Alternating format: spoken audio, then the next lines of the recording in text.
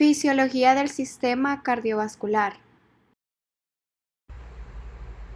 Como primer objetivo tenemos el sistema de conducción cardíaco, que es el tejido especializado mediante el cual se inician y se conducen los impulsos eléctricos en el corazón.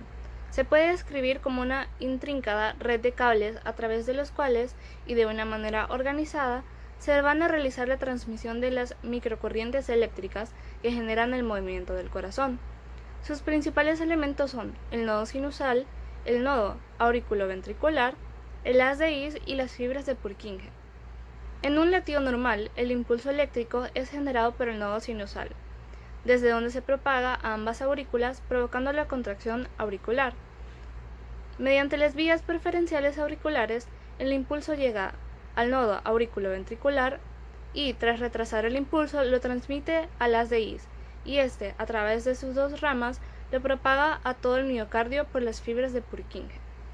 En la imagen podemos ver el sistema de conducción cardíaco, que consta de el nodo sinusal, el nodo auriculoventricular, el haz de His, la rama derecha del haz de His, la rama izquierda del haz de His y el sistema de Purkinje. La representación gráfica de estos impulsos eléctricos es el electrocardiograma. En el corazón normal, la frecuencia cardíaca debe ajustarse a las necesidades concretas que en un determinado momento se precisen. Por ejemplo, no tenemos las mismas pulsaciones durante el sueño que después de hacer ejercicio. Por otro lado, las diferentes cámaras, aurículas y ventrículos deben tener un movimiento sincronizado para que un latido cardíaco resulte eficaz. La frecuencia cardíaca, así como la fuerza y la sincronía en la contracción del corazón, suelen ser reguladas, entre otros factores, por el sistema de conducción. El electrocardiograma es una prueba que diagnostica que es asequible, segura y sencilla de realizar, que proporciona una gran cantidad de información con relación al estado del corazón. El electrocardiograma de una persona sana tiene un trazado característico, y los cambios que se producen en el patrón de normalidad del electrocardiograma suelen asociarse con enfermedades cardíacas. La frecuencia del latido cardíaco se determina fácilmente a partir del electrocardiograma porque la frecuencia cardíaca es el recíproco del intervalo de tiempo entre los latidos cardíacos sucesivos. Si el intervalo entre dos latidos, que se determina a partir de las líneas de calibración del tiempo, es de 1 segundo, la frecuencia cardíaca es de 60 latidos por minuto. El intervalo normal entre dos complejos QRS sucesivos en una persona adulta es aproximadamente de 0,83 segundos, lo que corresponde a una frecuencia cardíaca de 72 latidos por minuto.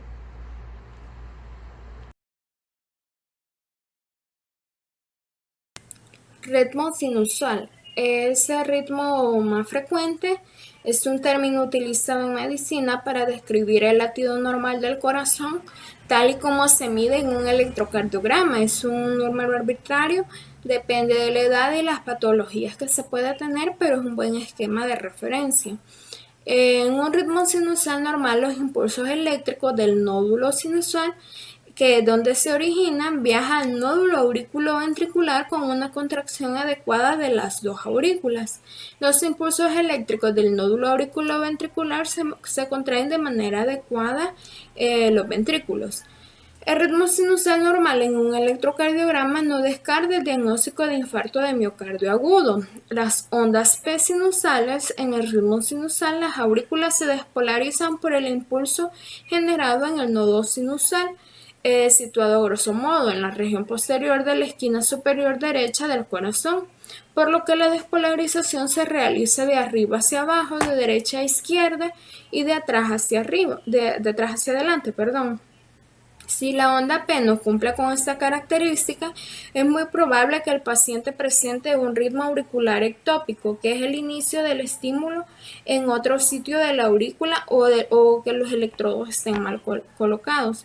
En resumen, para estar seguros que estamos ante un ritmo sinusal, tenemos que ver la frecuencia cardíaca entre 60 y 100 latidos por minuto. Por concepto, el ritmo sinusal presenta una frecuencia cardíaca mayor de 60 latidos por minuto y menor de 100 latidos por minuto. Valores menores o mayores serían bradicardia o taquicardia sinusal respectivamente.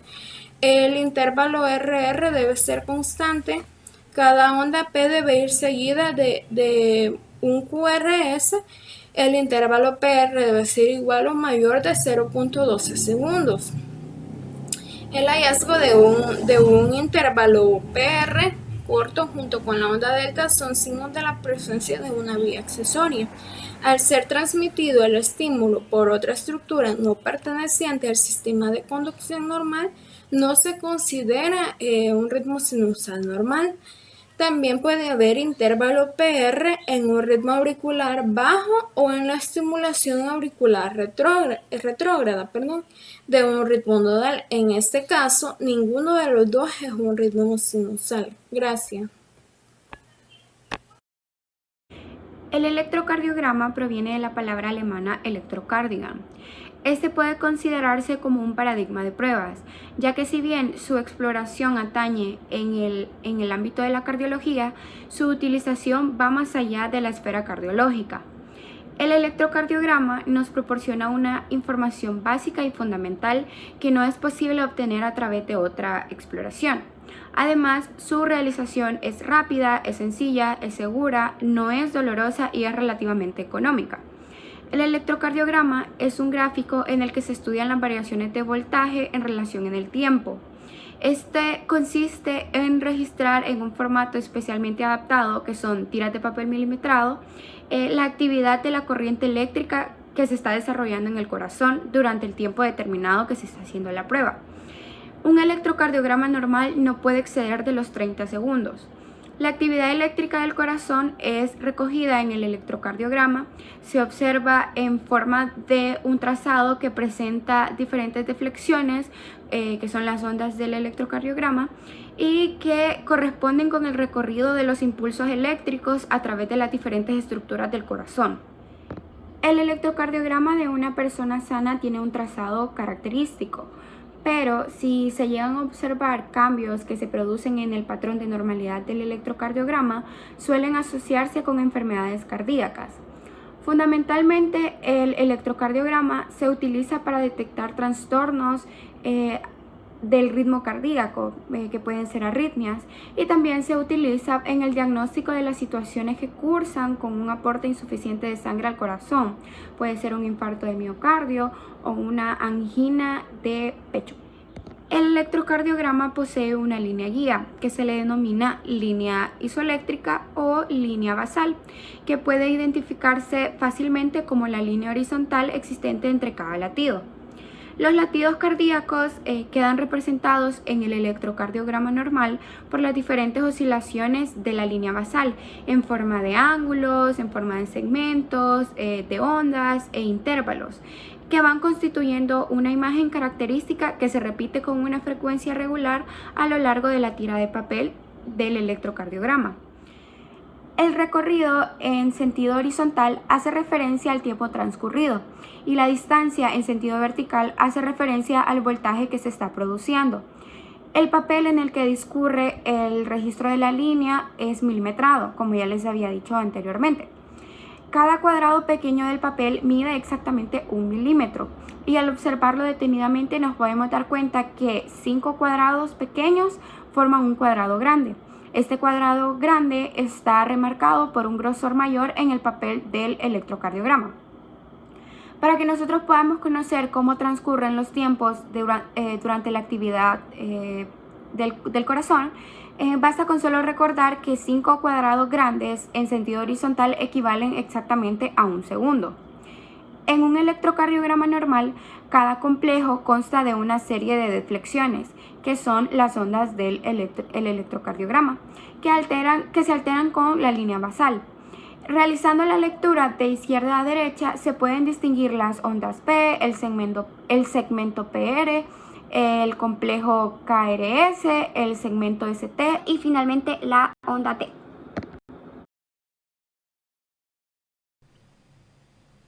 Respecto al manejo del equipo, al momento de que nosotros vayamos a utilizar un electrocardiógrafo para realizar un electrocardiograma, es importante tomar en cuenta que tenemos que tener ya previamente preparado todos los materiales que vayamos a ocupar. Hay que identificar el paciente al cual le vamos a realizar la prueba.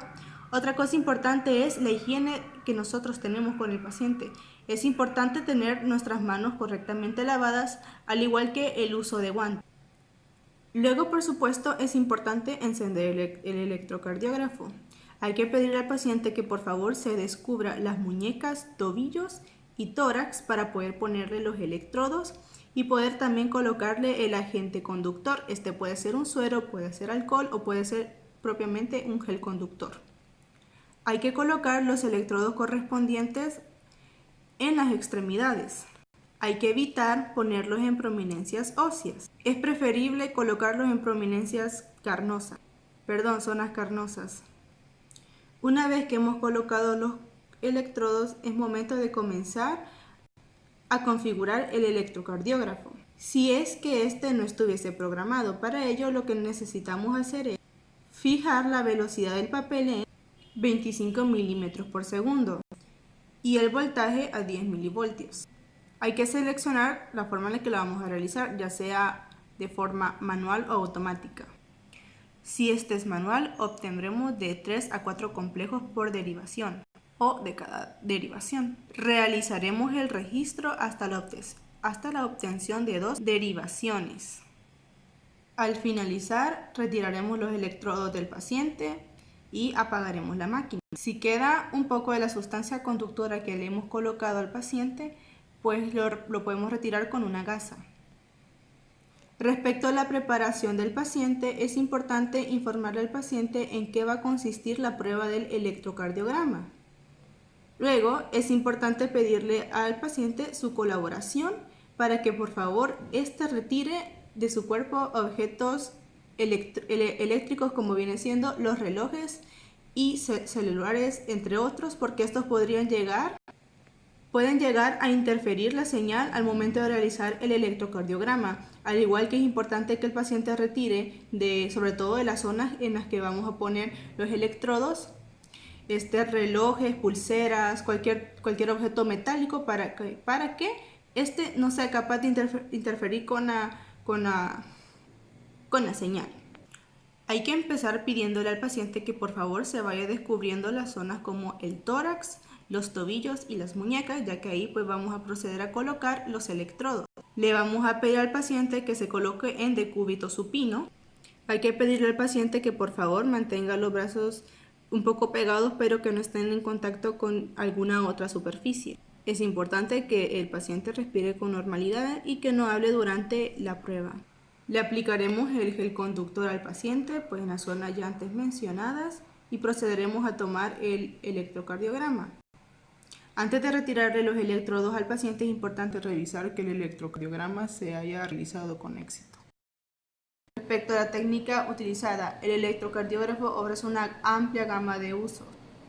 Esta representa una herramienta primordial para saber si el corazón está funcionando correctamente. Es capaz de detectar latidos irregulares, inclusive arritmias. Colocación de los electrodos.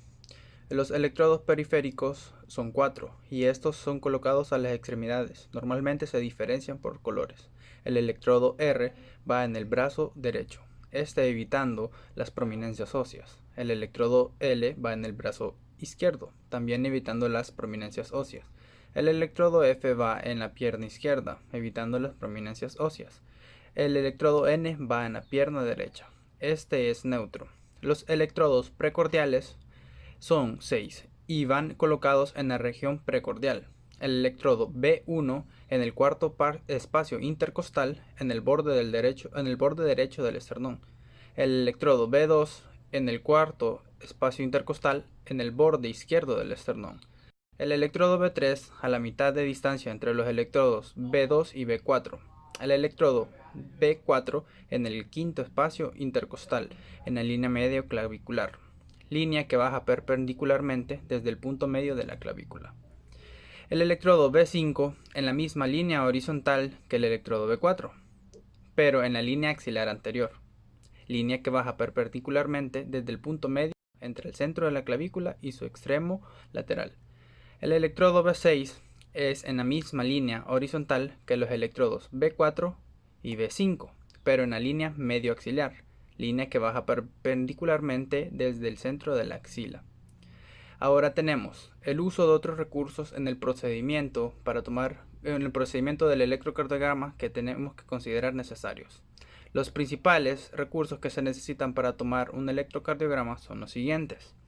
Es un cable de monitorización, un cable accesorio de 12 derivaciones para un electrocardiograma, papel milimetrado de registro, electrodos, sistema de fijación, rasuradora en caso de que el paciente tenga abundante vello, gel conductor, rasuradora y un kit de limpieza. ¿Cómo se sabe si un electrocardiograma está bien tomado?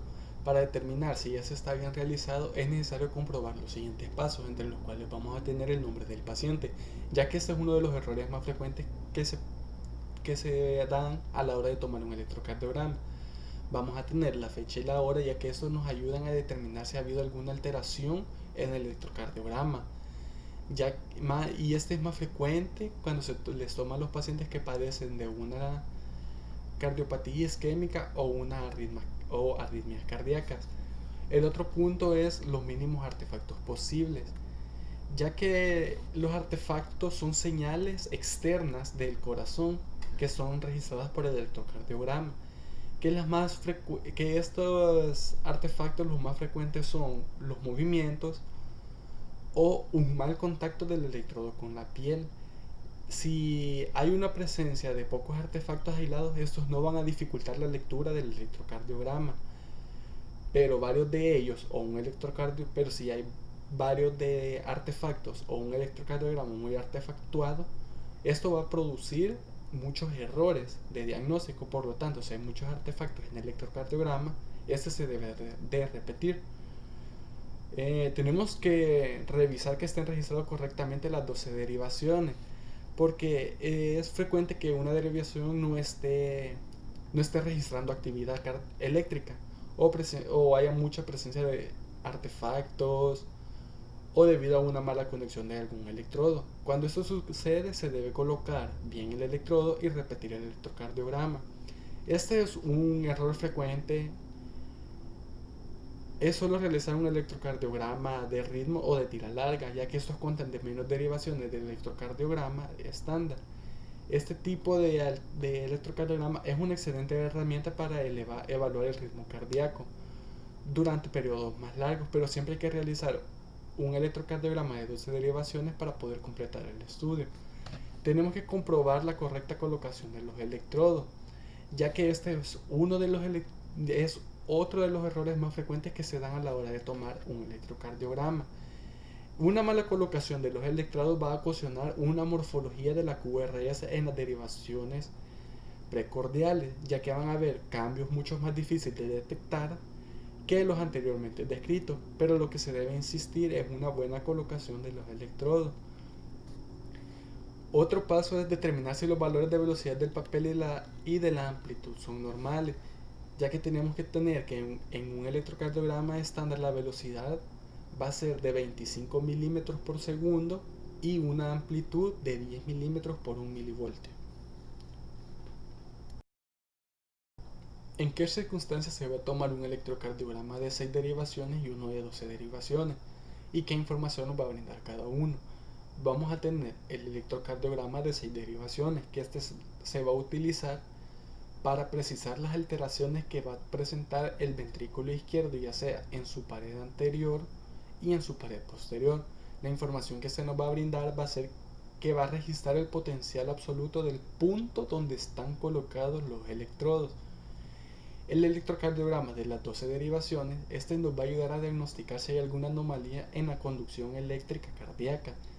La información que nos va a brindar va a ser una proporcionada instantánea de información de las ondas desde los 12 ángulos o vistas diferentes del corazón, donde los impulsos eléctricos van a ser captados hacia la superficie del cuerpo y son detectados por los electrodos colocados en la piel de las extremidades y del tórax. Estos electrodos trasladan estos impulsos a un monitor continuo. Estas derivaciones analizan una parte específica de la superficie del corazón y pueden ayudar a determinar qué parte del corazón ha sufrido una lesión, así como el origen y el flujo del impulso.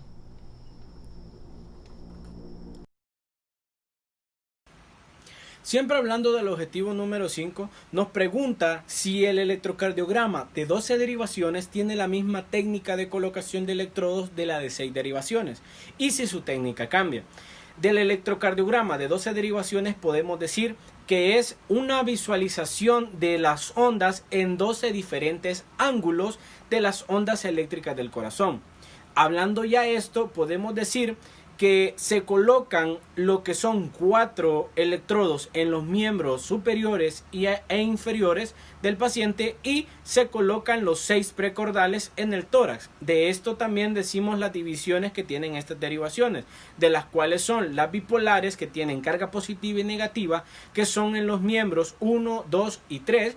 Y también tenemos las derivaciones aumentadas, que son la ABR, la ABL y la ABF. Y las derivaciones que son las colocaciones en el tórax, que son las precordales de la B1 a la B6. Ahora, ¿qué nos ayuda a diagnosticar el de 12 derivaciones? Nos ayuda a diagnosticar o detectar enfermedades coronarias, también defectos de conducción, que en este caso serían bloqueos, arritmias, y también nos revelan si hay algún dado caso de problemas hidroeléctricos en el corazón. Sabemos que las funciones del electrocardiograma principalmente son para ver los latidos cardíacos irregulares, si hay arritmias, para saber si hay un daño cardíaco, si hay insuficiencia cardíaca, si hay ataque al corazón o si hay obstrucción de las arterias. Pero también nos puede ayudar el electrocardiograma en muchos aspectos diferentes y hablando de esto es que el electrocardiograma de rutina nos puede ayudar a evitar o saber si el corazón, aunque la persona esté sana, nos puede desarrollar una enfermedad cardíaca. También viendo por si hay antecedentes familiares que nos indique que las personas tienen enfermedades cardíacas, es el electrocardiograma de rutina en un paciente sano sin una necesidad de enfermedad ya actual. Eso nos puede llevar a detectar si también ella o puede desarrollarla o ya desarrolló la enfermedad cardíaca. También si tiene programada una cirugía es bueno hacérsela porque en cualquier momento de cirugía se debe de revisar si la función cardíaca está adecuada para resistir o no lo que es el procedimiento quirúrgico. También si utiliza marcapasos. Cuando se hace el electrocardiograma sabemos si el marcapasos está funcionando al nivel normal o si no está funcionando por lo que se le colocó al paciente. Y también por si se están tomando medicamentos para enfermedades cardíacas que pueda hacer que estén funcionando o no estén funcionando para lo que se han proporcionado. Para eso también nos puede ayudar. ¿Cómo está compuesto un electrocardiograma normal? Tenemos las ondas, los intervalos y el segmento. En las ondas tenemos las ondas P, las cuales son producidas por los potenciales eléctricos que se generan cuando se despolariza las aurículas. Estas tienen un valor normal de 0.08 a 0.10 segundos y su tamaño puede variar de 1.5 a 2.5 milímetros de anchura y de altura pueden llegar hasta 2.5 milímetros. Luego, las ondas QRS o el complejo QRS está formado por potenciales que se generan por la despolarización de los ventrículos. Este tiene un valor normal de 0.06 a 0.11 segundos. Y por último tenemos las ondas T, el cual es producido por los potenciales eléctricos que se generan cuando los ventrículos se recuperan del estado de despolarización y tienen un valor normal positivo en las derivaciones 1 y 2 y B3 a B6 y negativo en ABR. Estas ondas T son las denominadas ondas de repolarización y las ondas mencionadas anteriormente, la P y el complejo QRS, son denominadas ondas de despolarización. Luego tenemos los intervalos. Tenemos el intervalo PQ y el intervalo QT. El intervalo PQ es el tiempo que transcurre desde el comienzo de la onda P y el comienzo del complejo QRS. Este es el intervalo que hay en la excitación eléctrica de las aurículas y el inicio de la excitación de los ventrículos y tiene un valor normal aproximado de 0.16 segundos. El intervalo QT es la contracción del ventrículo que dura desde el comienzo de la onda Q hasta el final de la onda T y tiene un valor normal aproximado de 0.35 segundos. Por último tenemos el segmento ST. Esta es la línea desde el final del complejo QRS al comienzo de la onda T y su valor normal es isoeléctrico, puede ser positivo o negativo, de 1 milímetro. Como siguiente objetivo tenemos el de explique qué podría pasar si se bloquean los canales de sodio, calcio y potasio a nivel cardíaco y cómo se reflejarían en el electrocardiograma. Primero tenemos el del potasio. ¿Qué sucede si estos canales se bloquean? Tenemos que mientras más tiempo estén abiertos los canales de potasio o mayor cantidad de ellos estén abiertos, la salida de potasio será mayor. En consecuencia, la membrana se hiperpolariza, los canales de calcio se cierran, el calcio intracelular disminuye y hay una relajación. ¿Qué sucede con el calcio? Debido a la presencia de calcio, el corazón y las arterias se contraen más fuertemente. Al bloquear el calcio, los antagonistas del calcio permiten que los vasos sanguíneos se relajen y se abran. Y por último tenemos de qué sucede si los canales de sodio se bloquean. Después de un breve lapso, los canales de sodio se inactivan a sí mismos. ¿Qué significa esto? Significa que estos canales se cierran y no responden al voltaje y de esta manera detienen la entrada al sodio. Un conjunto de canales de potasio dependientes del voltaje se abre, lo cual permite que el potasio salga precipitadamente de la célula siguiendo su gradiente electroquímico. Y a continuación tenemos unas imágenes que nos ayudan a cómo se refleja en el electrocardiograma cuando estos canales están bloqueados. Y aquí en las imágenes tenemos un ejemplo del potasio y del sodio. Técnicas para calcular la frecuencia cardíaca y el eje a partir de la interpretación de un electrocardiograma normal.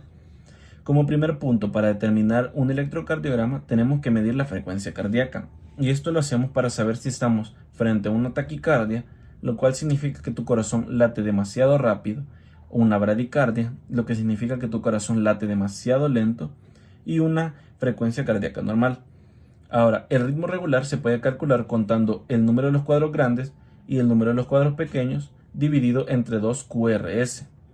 Ahora, el valor de la frecuencia cardíaca es igual a 300 dividido entre el número de los cuadros grandes más el número de los cuadros pequeños, y este pasa a ser multiplicado por 0.2. Ahora, al hacer todos estos cálculos y sacar la conclusión, nos permite pasar al siguiente paso, el cual es el ritmo cardíaco, y este lo determinamos si los complejos QRS son rítmicos. ¿Cómo lo sabemos? Bueno, si observamos los intervalos RR, que son la distancia entre los dos QRS, son similares, pues tenemos un ritmo cardíaco. Ahora, para medir el intervalo PR, se debe medir el intervalo entre sus valores normales, los cuales son 0.12 segundos a 0.20 segundos, desde el inicio de la onda P hasta el inicio de la onda QRS. Luego tenemos como siguiente punto el intervalo QT, el cual se debe medir desde el inicio de lo que es el complejo QRS hasta el final de la onda T. Ahora seguimos con el otro punto, el cual es el eje eléctrico cardíaco, y este es uno de los pasos del análisis del electrocardiograma que más trabajo da. Un método para saber seguro y rápido si es normal es determinar si los complejos QRS de las derivaciones I y ABF son positivos. Ahora, como siguiente punto tenemos las alteraciones de lo que es el segmento ST, y este segmento es una línea la cual es muy temida por los médicos, ya que indica la presencia de una cardiopatía isquemática. Para finalizar todo, solo tenemos que valorar la onda y los intervalos. Esto es el último paso para el análisis, y es medir todas las ondas e intervalos del electrocardiograma que no hayan sido valorados previamente.